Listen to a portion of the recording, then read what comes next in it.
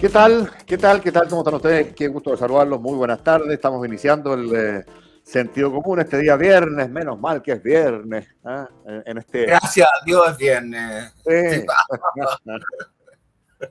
Sí, para los que hacemos comunicaciones, Pato, los viernes son un gran día, sobre todo cuando los países son tan acontecidos. Ahí tenemos tantas cosas de las que hablar, tanto estrés por el que transitar.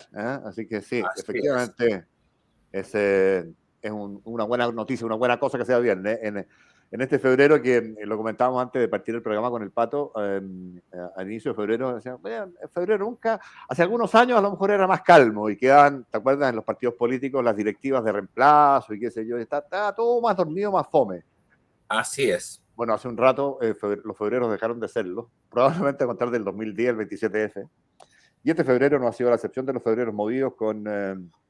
mira, van más de 300.000, bastante más de 300.000 hectáreas arrasadas por estos incendios forestales, con una afectación de 1.300, 1.400 viviendas quemadas, con 5.500, creo que son ya las personas damnificadas, 24 se sigue manteniendo esa cifra, 24 las personas fallecidas.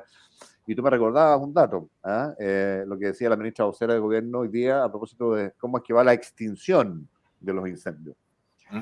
Bueno, esa extinción va a regular que nomás, porque ella anticipaba que se puede tardar esto incluso hasta mediados de marzo. Mediados de marzo, tú te das cuenta, eso es un mes más, Pato.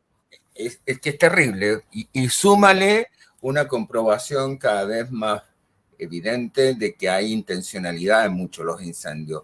Eso a mí me parece cada día más devastador en términos morales, en serio. Sí.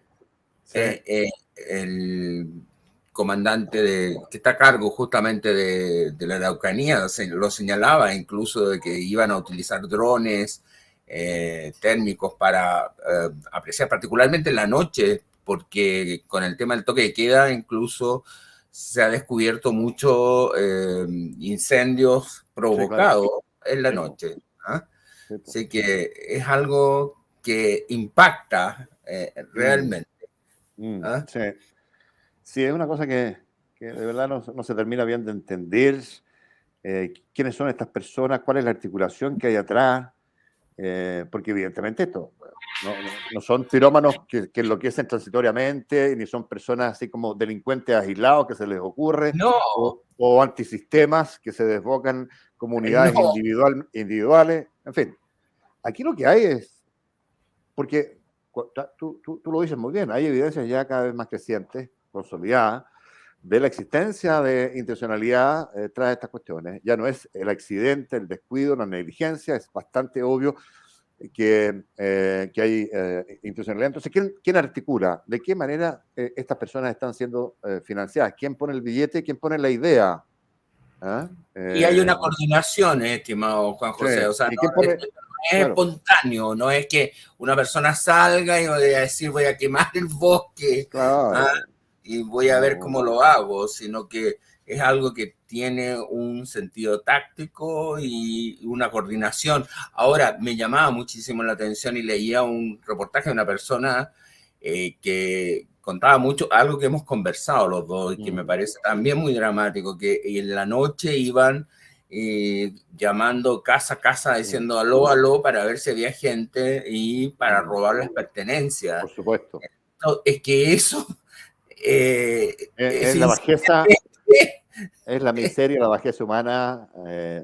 Lleva al extremo. Sí.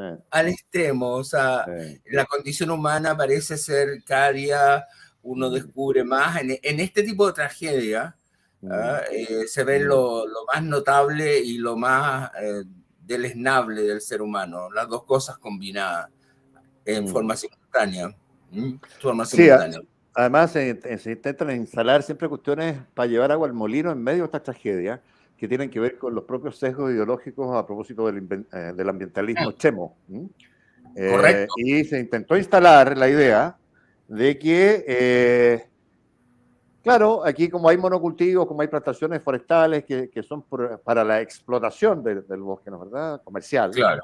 Claro, esos monocultivos son los responsables de esta cuestión. No, por supuesto. ¿No? Hoy día escuchaba... Casi por generación espontánea. Claro. Hoy día escuchaba un experto entrevistado de la Universidad Católica a propósito del tema forestal, el tema de incendios forestales, que tenía cierta expertise ahí, y además cambio climático, etcétera, etcétera, ¿no? Y él hablaba de una serie de cuestiones todas re interesantes, pero le preguntaron esto, de los monocultivos, y yo, mira, me parece interesante dejarlo claro, la causa de los incendios forestales no son los monocultivos, no lo son. Y claro, cuando uno ve también la miseria ideológica detrás, ¿no? Es como una conspiración total, digamos, ¿no? ¿Verdad? Hay que aprovecharlo todo, Claro, hay que sacarle partido claro, a todo claro. para darle una orientación ideológica. Y Eso tienes es. razón tú en otra cuestión que es muy llamativo. Esto de espontaneidad, por arte de magia. Evidentemente ningún incendio forestal se prende solo. Correcto. Entonces, claro, uno dirá, hay descuido, hay negligencia, hay accidentes, no sé, un cortocircuito en una línea de tensión. Puede provocar un inicio de fuego, puede ser. Pato, están apareciendo de 17 a 18 a 20 incendios forestales al día, nuevos. Tú comprenderás por una cuestión de mera, simple y llana lógica, que eso no me dan las cifras para encontrarme con 20 incidentes diarios que den lugar a accidentalmente incendios forestales. Exacto. Entonces, por supuesto. Y en zonas distantes, claro, de manera simultánea, es decir, que claro. uno no podría decir que fue una chispa de un incendio que cayó más allá y provocó entonces otro incendio, no, sino que a una distancia bastante marcada para generar esa situación. Me parece realmente, fíjate que este es un verano complicado y desolador en muchos planos, en serio. Es una sensación de desolación que es difícil entender a la gente. Yo creo que lo que está sufriendo y lo que está padeciendo en este tipo de tragedia, porque es una tragedia y una tragedia en la cual los seres humanos están participando de manera directa, tanto en el rescate como en la intensificación de la tragedia. ¿Cómo ves tú, Pato? Porque el presidente, entiendo, el presidente Boric está en la zona de Concepción, no estoy seguro si es en Yumbel, donde estaba, pero por ahí, haciendo visitas inspectivas, revisando lo que está pasando en terreno, tuvo que, evidentemente, suspender sus vacaciones, hace ya varios días. Me llamó la atención una recepción que puede haber estado articulada o no, siempre hay militancia ahí y evidentemente tienen un apoyo en la encuesta muy acotado, pero ese apoyo acotado igual son miles de personas, digamos, el gobierno y el presidente. Sí. Pero me llamó la atención que tuviera una recepción bien entusiasta de parte de esa población. Lo que comprueba una vez más que Gabriel Boric tiene, el presidente, cierta llegada del punto de vista de la empatía, del saludar, del acercarse con llaneza a las personas. Pero la pregunta de fondo, que es una cuestión que se le reconoce, pero la pregunta de fondo que te quería hacer apunta a más bien las derivadas o las consecuencias políticas si le van a sumar o restar al presidente frente a este tipo de incidentes. Yo creo que este tipo de incidentes, mira cómo lo digo, disidente, este desastre. Sí. Porque ahí se le puede endilgar o atribuir a la autoridad cierta ineptitud, cierta tardanza, cierta falta de despliegue de medios y lo que tú quieras en esa misma línea para endosarle simultáneamente también un costo político relevante. La oposición ha sido bien prudente en esta materia, creo yo, Pato. Yo también estoy de acuerdo. No ha sacado el brillo o el rédito político porque sería muy miserable hacerlo además en estas circunstancias, pero no han intentado darle con un caño en esta materia al presidente Boric. O sea, a ver, tú tienes que entender, Juan José, que una cosa, cuando está pasando una situación tan trágica como esta, la presencia de la autoridad es como la presencia del padre o la madre, en el sentido de que alguien que se supone que tiene una capacidad para tomar decisiones e implementarla, está presente y ayuda. Por consiguiente, es una de las cosas que yo creo que aprendieron esta nueva generación en la moneda con estos incendios, porque hasta la ministra Rejola tuvo que dejar sus vacaciones.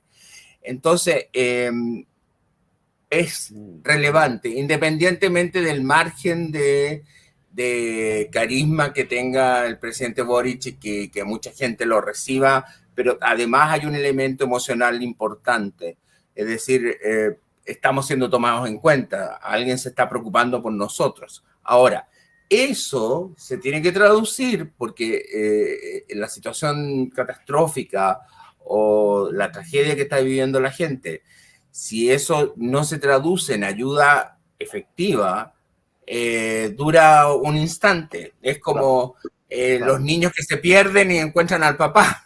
Claro. Te fijas, lo encuentran y son felices y todo lo demás, pero no basta con eso, tiene que haber una implementación. Si tú te fijas, en muchos condados o pueblos te dicen no ha venido nadie, ni el subsecretario, ni el delegado presidencial, ni nadie, nos han dejado solos. Esa sensación de que la autoridad está presente es muy importante. Pero es muy importante, primero en un momento por razones psicológicas y emocionales de las personas que están sufriendo una tragedia de esta naturaleza, y otra es que después esas personas sientan que esa visita y esa presencia trajo efectivamente esa empatía, y no solamente empatía, sino que soluciones prácticas a la tragedia que ellos están viviendo. Y eso...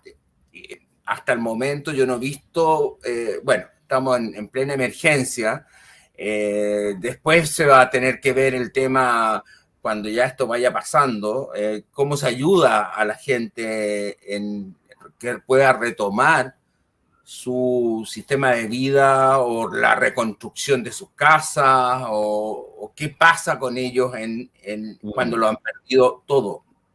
Eso va más allá de adhesiones o no adhesiones. Insisto, hay una cuestión psicológica frente a la autoridad que nos tomaron en cuenta, está acá, y la presencia del presidente Boric yo considero que es importantísima, como no es un dato menor, independientemente del carisma o no carisma que tenga, porque en las situaciones de emergencia es relevante percibir que hay una autoridad que se preocupa de uno. Que haya alguien que tiene una capacidad de toma de decisiones superior a uno y que por lo tanto está al tanto de lo que nos está pasando. Ese es un factor emocional que siempre hay que tener en cuenta. Sí. Por eso al principio se demoró un poco en decidirse si venía o no venía, o si terminaba o no terminaba las vacaciones. Ese era un error garrafal, y que incluso a la canciller Urrejola le ha costado mucho más, digamos, porque ha habido críticas muy fuertes, quizás en las redes sociales, que sé que no te gustan tanto, Juan José, pero... No te creas. ¿Sabes lo que pasa? No me gustan porque creo que le hacen daño. Creo que le hacen daño a los contenidos de la discusión social y política, porque se generan contenidos y se generan, por ende, derivados de esos contenidos, tendencias que están muchas veces fundamentadas en cuestiones que son absolutamente falsas o débiles, por lo menos argumentalmente. Y muy extremas, eso sí, son generalmente muy extremas. Y muy extremas. O sea, la termocefalia va acompañada habitualmente de la desinformación, de la militancia, de la torpeza. Bueno, ese reino a mí me parece dañino para una discusión pública de buena calidad, que es la que necesitan los países para salir adelante. Bueno, pero yo creo que las personas en Chile ya entendimos que el uso de plataformas tipo Twitter y ese tipo de cuestiones, o la revisión de esas plataformas, son casi, a ver, en la mayoría de las veces son casi una entretención, no una distracción. Sí. No es una cuestión, porque tú te acuerdas cómo partieron las redes sociales, y particularmente Twitter, el 2010 a propósito del terremoto. Sí.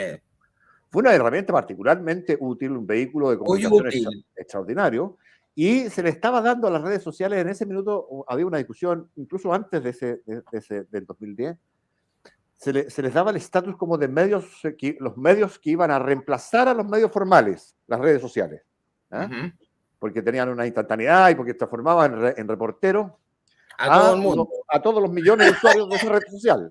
Esa es exactamente la potencialidad, pero esa es exactamente la sepultura de las redes sociales como medio de comunicación.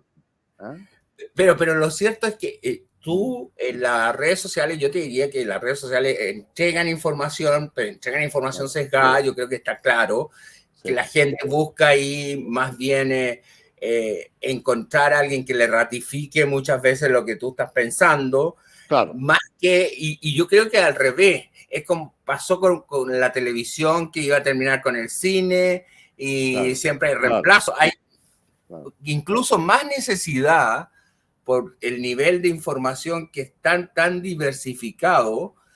Hay más necesidad de un periodismo serio y con línea editorial clara. Porque tiene otras exigencias y otros estándares correcto. profesionales. Tú no andas buscando muchas veces información seria en las redes sociales. Tú buscas muchas veces opinar, discutir. Por eso te digo. O la lapidación pública de algo que te parece. O la lapidación pública de alguien, exacto. De algo o de alguien que te parece espantoso y que qué sé yo. Entonces tú sumas no te gusta. molino que no te gusta, pero ¿sabes lo que pasa con esa cuestión además? Es un riesgo para cualquiera que sea políticamente incorrecto participar en redes sociales, porque la mera opinión se transforma en un paria de esa red social y vas a ser públicamente lapidado. Entonces, yo de verdad, a mí no me da el ánimo, ni tengo probablemente las competencias. ¿Tú no las usas, Juan José? ¿Tú no las usas? No, nada, prácticamente nada, muy poquito. No, como referente, cero. Como referente, cero. Las miro esporádicamente cuando hay eventos de gran magnitud, de tal suerte de conocer, porque además uno sigue a personas que son de alguna manera como más referentes o de interés para uno, ¿no? Correcto, sí. Entonces se forman microgrupos y en esos microgrupos tal vez se puede interactuar de mejor manera. Pero en general a mí no me parece interesante lo que pasa ahí, me parece en general, te repito, perdona la insistencia, pero me parece en general adverso. Me parece negativo, me parece... a ver... Pero no sé, ya son como algo que son inevitables a esta altura, yo lo sé. Son inevitables, no se puede evitar y no se puede pensar en un mundo en lo cual no hayan redes sociales, yo creo. Juan José. Sí, lo que me pasa, Mato, es que cuando tú y yo éramos cabros y había que buscar información, había que meterse a los libros, había que ir a la biblioteca, a correr, había que correr, había que hacer un cuanto hay para un libro a veces. Claro. Acá la facilidad y la potencialidad de las redes sociales y de internet y que eso es maravillosa y acerca el conocimiento y la buena calidad de información a millones y millones y millones de personas que además en la mayoría de las veces pueden acceder a esa información de manera gratuita, instantánea, fácil. Bueno, lo que me provoca cierta rebeldía mayor, Pato, tiene que ver exactamente con esa potencialidad y la realidad. Y cómo esa inmensa capacidad de acercarse a contenido hoy día hace que los chiquillos, en vez de ser unos conocedores profundos de su realidad, son unos desinteresados e ignorantes profundos de esa realidad. Pero te cuento, mira, como profesor, a mí me tocó hacer unas clases ahora recientemente y ahora los programas de estudio, tú tienes que colocar el link de dónde está la información que tú estás. Antes tú colocabas la bibliografía, ¿no? Toda la bibliografía que tú requerías para un curso. Ahora no, tú colocas el link, tienes que colocar el link, dónde está la información y tú no le puedes pedir un libro completo, o sea, tú tienes que decir... No te lo puedo creer. No te lo puedo creer. ¿En serio? A nosotros nos daban libros, no uno, 8, para 2 meses. ¿En serio? Es algo increíble. Entonces, en este mundo de acceso a información que es extraordinario, porque es extraordinario en ese sentido, Internet, no me cabe la menor duda, pero particularmente los jóvenes, en vez de estar, como uno piensa, con mucha mayor información, porque tienen acceso. Antes uno tenía que salir corriendo a buscar el libro cuando el profesor lo citaba para poder tenerlo para prueba. Ahora, no, no, por favor, un libro completo, no. ¿Y dónde está el link y la frase que usted está diciendo? Exacto, el resumen. El resumen, eso es básico. Que tú le entregues el resumen. Fíjate que hay estudios que apuntan a esta misma dirección y que hablan de que este tipo de cuestiones de las que estamos hablando no son inocuas. No, pues. O sea, tienen efectos sobre la vida social, sobre la discusión pública, pero sobre también la fisiología de las personas, desde el punto de vista de que estamos frente a un deterioro cognitivo bastante masivo a nivel mundial en términos del descenso de los IQ, de las capacidades intelectuales de las personas. Pero lógico, pues, porque no hay un contexto, ¿no? Y tú tampoco te metes en un contexto porque sabes, claro, conoces muchas cosas, conoces muchos datos, pero esos datos no están contextualizados, no están interpretados, o tampoco te permiten a ti, si tú no entras en un análisis ya un poco más profundo, más serio, para sacar una opinión crítica, un pensamiento creativo frente a esa información. Correcto. Oye, Pato, nos están tirando, creo, de la musiquita, un Cristian. Sí, así sí, que vámonos al primer corte. No te preocupes. Y regresamos en minutos con más al vale, sentido común.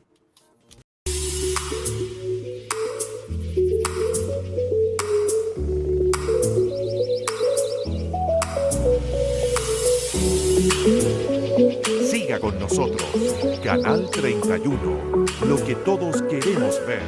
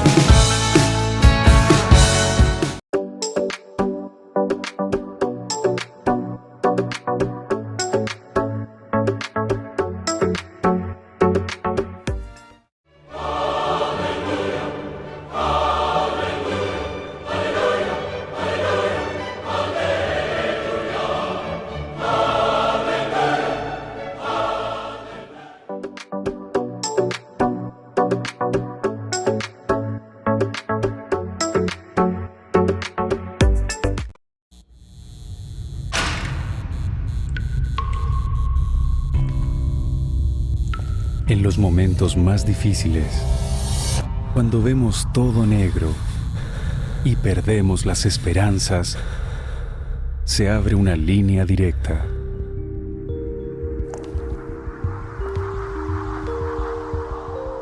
Llámanos.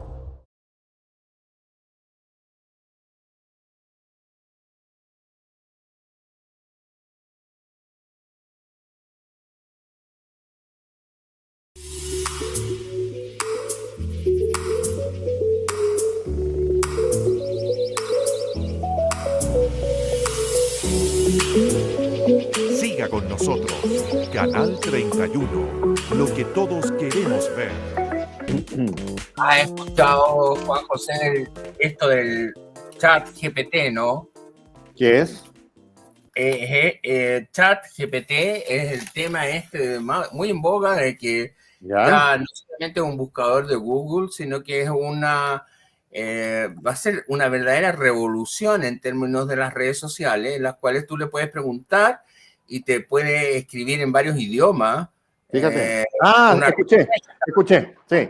Están saliendo, bueno, Mañalich hace un análisis y te voy a leer, si que me permite, una respuesta que el propio Mañalich hace a un chat GPT y pregunta dónde están los mejores sistemas de salud del mundo y cómo funcionan.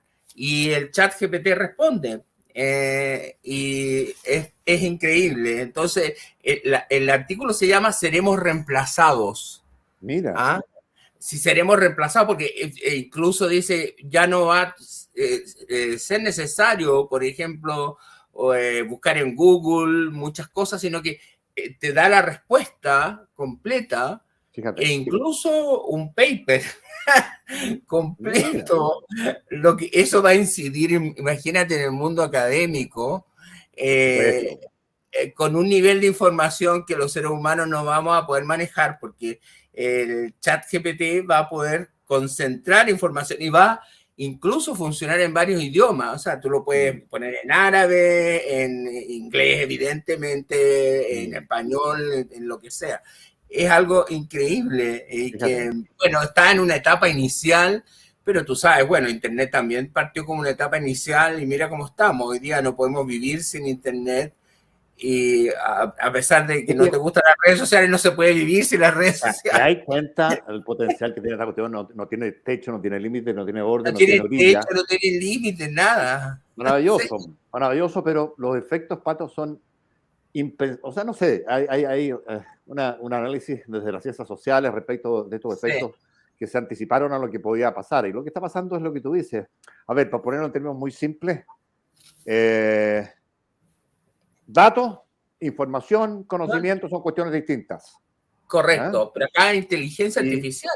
Claro, no, por eso te digo, pero a lo que voy es que todo esto apunta a microdatearte de cuestiones gigantescas que no vas a poder abarcar porque no vas a tener la potencialidad de ponerle un contexto ni poder aplicarla con utilidad a la mejora de la condición material y de vida de las personas. Son cuestiones que son infinitas. Así es. Pero que no sé qué tanto sirven, fíjate. No sé qué tanto sirven para un objetivo mayor, desde el punto de vista de los efectos virtuosos para el ser humano. Lo que pasa es que de alguna manera se entra en una especie de competencia. No, por supuesto. En términos de inteligencia. No sé, lo tratamos, si te parece. Entiendo lo que me estás diciendo. Lo que me pasa es que todo esto son expresiones de un creacionismo permanente tecnológico. Ajá. Que respecto al cual yo no estoy proponiendo volver a la caverna, pues, Pato. No creo que sea. No. Pero sí siento que los cerebros tienen otras esferas que están siendo subutilizadas absolutamente, y el espíritu humano tiene otra potencialidad también. Bueno, que está completamente desnaturalizada. Nosotros tenemos, no sé si una ventaja, pero estamos hablando de emocionalidad, sentimiento, etcétera. Claro, pero en cuanto a información y racionalidad es impactante este avance tecnológico. Sí, no, por supuesto. Que está en una etapa inicial todavía. Por supuesto, pero se va a masificar seguramente muy luego. Pero se va a masificar rápidamente, yo estoy seguro de eso. Y unos 3, a lo mejor 2 años, vamos a estar con el chat GPT es. Sí, chat GPT. Sí. En serio. Oye, te quería hablar de otra cuestión también, Pato, que me parece re interesante mirar, porque me parece que tiene incidencia en lo que es todo un proyecto de construccionista respecto de cómo es que era el país y cómo quieren dejarlo cuando se vayan, porque inevitablemente se van a ir. Yo creo que no van a poder ser elegidas las fuerzas políticas que hoy día están en el gobierno, que son a prueba de dignidad, básicamente, en su origen, en su génesis, ¿no es verdad? Claro. Se está integrando de a poco el llamado socialismo democrático y está hoy día bastante más plenamente integrado de lo que yo suponía que iba a ocurrir, pero así ha pasado. Pero el plan inicial era una deconstrucción completa de las instituciones chilenas, digamos, cambiar completamente el modelo. Esa era la Constitución rechazaba y reflejaba perfectamente. Exactamente eso. Y dentro de esa estructura, el tema de las Fuerzas Armadas siempre ha sido un objetivo para los radicalismos de izquierda en el continente, de cara a poder desarticularlas y modificarles por ejemplo, y te quiero llevar a este tema en particular, su currículum, de qué manera se acercan a las Fuerzas Armadas a la vida de determinado país, ¿verdad? Y lo que ha salido hoy día tiene que ver con que la Contraloría rechazó la creación de una unidad de educación militar impulsada por, y aquí llego al origen ideológico, por el Partido Comunista, por un señor de apellido Edelstein, que es el subsecretario de Fuerzas Armadas. Correcto. Por el presidente Boric. Por propuesta y presión, me imagino yo, del Partido Comunista mismo, que es un partido relevante en la coalición de gobierno.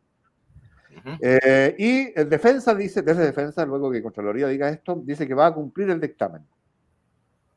No se ajustó, dice Contraloría, a derecho. Vale decir aquí a una persona que creyó poder pasarse de listo, y esto es el consuelo que hay, y hacer lo que se le plantara en gana, atendido sus objetivos ideológicos de construir el país por la vía también de construir la estructura de las Fuerzas Armadas. Bueno, a esa persona la institucionalidad le dijo, no, usted no puede hacer lo que le dé la gana.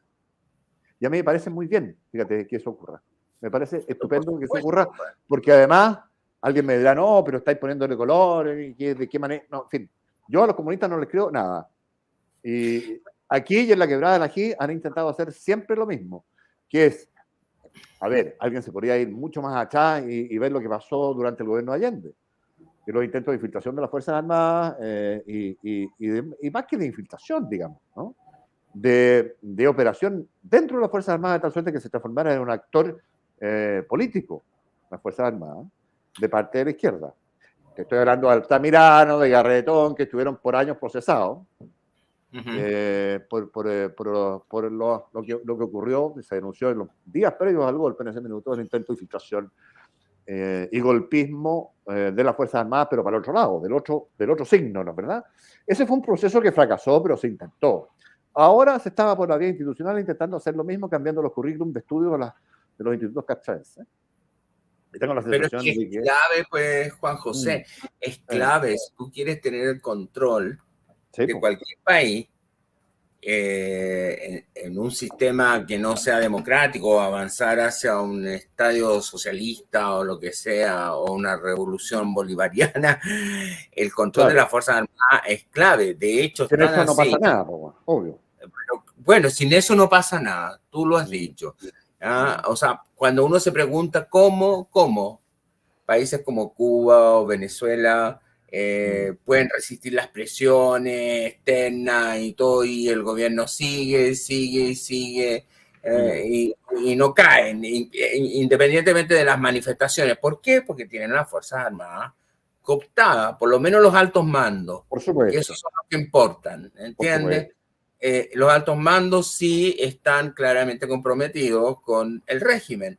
Por consiguiente, si tú quieres llevar a cabo un proceso de transformación rotunda del país, el control de las Fuerzas Armadas es clave. Yo creo que eso el Partido Comunista lo aprendió el 11 de septiembre del 73, que uno de los grandes errores, no por falta de voluntad, sino porque no se dieron las condiciones o no pudieron lograrlo, o por lo que motivos que sea, pero efectivamente no lograron controlar las Fuerzas Armadas, y las Fuerzas Armadas justamente le dieron el golpe de Estado y que terminó con el régimen.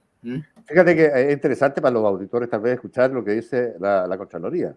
Sí, por favor. Que es absolutamente técnico desde el punto de vista de la legalidad. Que es, mira, el presidente, esto citando textual, el presidente de la República dictó un reglamento orgánico y de funcionamiento en cuyas disposiciones se estableció la estructura y organización interna tanto del Ministerio como de la Subsecretaría, está hablando de defensa, ¿no es cierto?, que lo componen sin que en dicha preceptiva, dice, se haya previsto una unidad de educación militar en la División de Asuntos Institucionales. Tampoco, sigue la Contraloría, se le ha entregado a la Subsecretaría de Fuerzas Armadas, al menos de manera explícita, labores en materia de educación de las ramas castrenses. En consecuencia, es menester concluir que la dictación de la resolución exenta deberá no se ajustó a derecho, dice la Contraloría, es el dictamen ya previamente tarde en este párrafo, por lo que la Subsecretaría de Fuerzas Armadas deberá adoptar las medidas tendientes a regularizar su actuación en el plazo de 30 días hábiles, vale decir, debe desmantelar la unidad de educación militar en un plazo máximo de 30 días porque hicieron algo que era ilegal y no se ajustaba a derecho.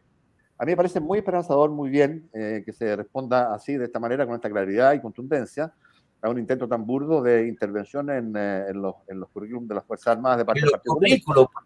Claro. Hay que explicar que el subsecretario lo que estaba buscando era conocer los programas de estudio, los profesores, lo que se impartía, lo que no se impartía, y evidentemente al crear esa unidad, tú puedes intervenirla. Intervenirla, no. Esa es la finalidad. Claro. No, porque era para saber. No sale. No era para saber, Juan José.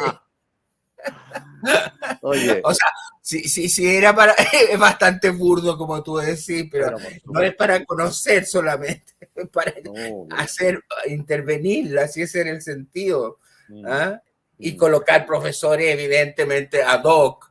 Por supuesto, hacer cambios en los programas, todo lo que se requiere para una intervención sigilosa y efectiva. No, claro, pero si esto es más dejo del hilo negro, no solo respecto a las Fuerzas Armadas, que como tú dices es clave, pero en el proyecto revolucionario de Salvador Allende, la Unidad Popular, estaba también la Escuela Nacional Unificada. La ENU, famosa. La ENAP, tenías razón. Claro, era paso previo para generar lo que ellos llamaban esta suerte de hombre nuevo, ¿verdad? Sí, sí. En camino a una sociedad mejor. Las libertades te las podías guardar en cierta parte. Pero la ENU generó, yo te diría que una verdadera eclosión social. Yo creo que fue un punto, un antes y un después, la ENU en el gobierno de Allende. Justamente, y en un momento en que la sociedad no era tan consciente de la importancia, yo te diría, de la educación como mecanismo de avance social. Pero fíjate que la ENU fue justamente una rebelión muy masiva y que generó grandes manifestaciones. Por supuesto. No, la otra pregunta que me hacía yo respecto a esta cuestión de Edelstein y de este fallo de la Contraloría, esto se produce, Pato, no espontáneamente, la Contraloría no actuó de oficio en esta materia.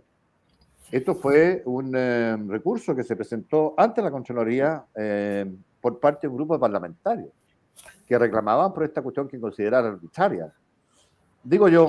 Es arbitraria. Por supuesto, pero digo yo, oye, y si un grupo de diputados no se le ocurre hacer esa presentación, ¿estamos frente a qué? ¿Frente a que las autoridades hacen lo que quieren salvo que alguien las pille? Entonces, a mí me parece delicado que la Contraloría... Es muy delicado. Frente a este tipo de cuestiones, no tenga... Y ahí volvemos, ahí volvemos, la importancia de la prensa, Juan José, y de los medios de comunicación, porque los que colocaron esto en la discusión pública fueron los medios de comunicación. Por supuesto. O sea, y de ahí vino la acción de los políticos a la Contraloría. Es decir, te das cuenta que la libertad de información es también clave justamente para el control de este tipo de acciones. Oye, mira la buena, qué buena derivación agarraste, Pato, porque simultáneamente, casualmente, y lo planteaba en su candidatura fallida, afortunadamente en mi opinión, Daniel Jadwe, ley de control de medios. Pero sí, eso es clave, pues. Por supuesto. Entonces, ¿qué le lleva a la MEN? Y ha tratado de imponer esa agenda sin ninguna suerte hasta ahora, lo que es muy afortunado, en mi opinión también.